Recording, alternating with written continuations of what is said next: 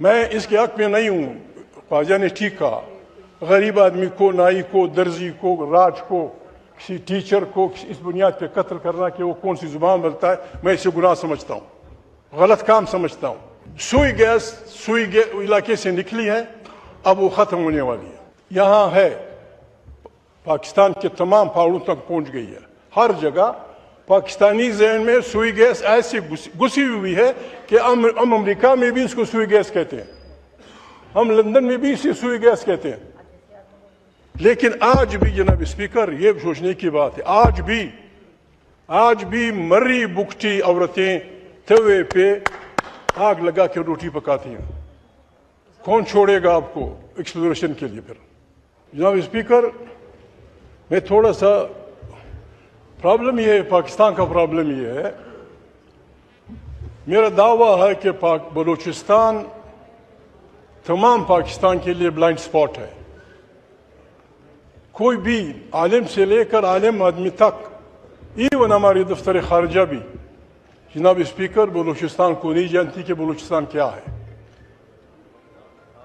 بلوچستان جناب اسپیکر, میں کہاں سے شروع کروں؟ تھوڑا سا مجھے اجازت ہے ہسٹری میں جانے کی. بلوچستان صوبے کی حیثیت سے ایک چیف کمشنر صوبے کی حیثیت سے رابرٹ سنڈیمن نے 1886 میں گنڈمک ٹھیٹھی کے تحت جب دوسری افغان جنگ میں انگریزوں نے کندہار اور جلال آباد کو آکوپائی کیا تھا اور وہ کابل میں بیٹھے ہوئے تھے, اس وقت کا بادشاہ شیر علی ریٹریٹ کر گیا, شمال کی طرف گیا. اس کا ایک بیٹا ایوب انگریزوں کے خلاف لڑنے چلا, دوسرا جیل میں تھا یعقوب. مشہور میوند کی لڑائی جس میں ملالہ ایک استعارہ بن گئی ہے, وہ اس جنگ کی داستان ہے جس میں پہلی دفعہ انگریزی فوجوں کو قبائلی لوگوں کے مقابلے میں شکست ہوئی. لیکن وہ اپنی فتح نہیں رکھ سکے. ایوب اپنی تمام اس کے باوجود ایران چلا گیا.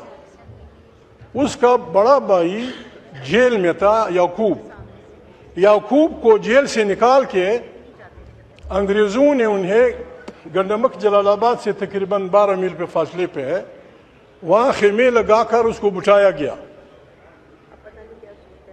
مئی 1879 کو